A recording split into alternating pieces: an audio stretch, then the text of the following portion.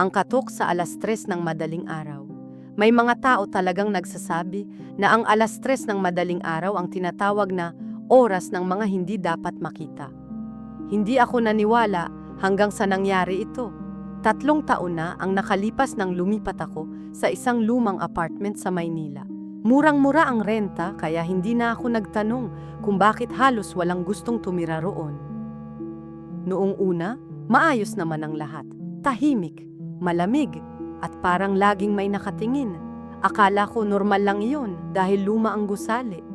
Maririnig mo ang paglangit-ngit ng sahig, pag-ugong ng mga tubo, at kung minsan ay may mga yabag sa hallway kahit wala namang dumadaan. Isang gabi, eksaktong 3:00 ng madaling araw, nagising ako dahil sa 3 katok. Tok, tok, tok. Mahina lang. Akala ko kapitbahay. Hindi ko pinansin. Makalipas ang 5 minuto, tok, tok, tok. Mas malakas na. Lumapit ako sa pinto at sumilip sa peephole. Wala. Bakanteng hallway. Nang bubuksan ko na sana ang pinto, biglang tumunog ang cellphone ko. Unknown number.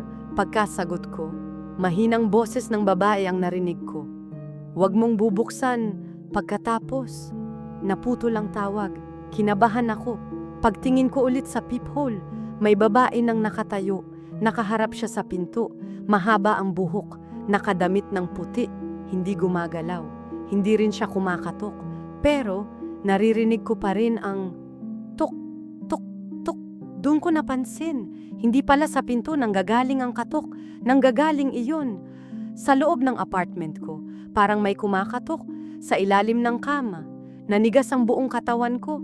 Dahan-dahan kong nilingon ang higaan. Unti-unting umuuga ang kama. Tuk, tuk, tuk mula sa ilalim. Hindi ako makahinga.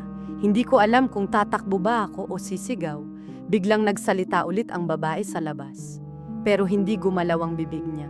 Narinig ko lang ang boses niya. Kapag sumagot ka sa katok, papasok siya. Napaatras ako. Biglang namatay ang ilaw. Pagbalik ng kuryente, makalipas ang ilang segundo, wala na ang babae sa labas. Huminga ako ng maluwag. Akala ko tapos na, hanggang sa marinig ko ang isang bulong. Sa mismong likod ng tenga ko. Salamat! Binuksan mo ang pinto. Napalingon ako. Wala. Pero bukas na ang pintuan ng kwarto. Samantalang sigurado akong isinara ko iyon bago matulog. Mula noon, tuwing 3:00 ng madaling araw, may naririnig akong mga yabag sa sala. Mabagal. Mabigat. Parang may naghahanap. Isang gabi, naglakas loob akong maglagay ng kamera.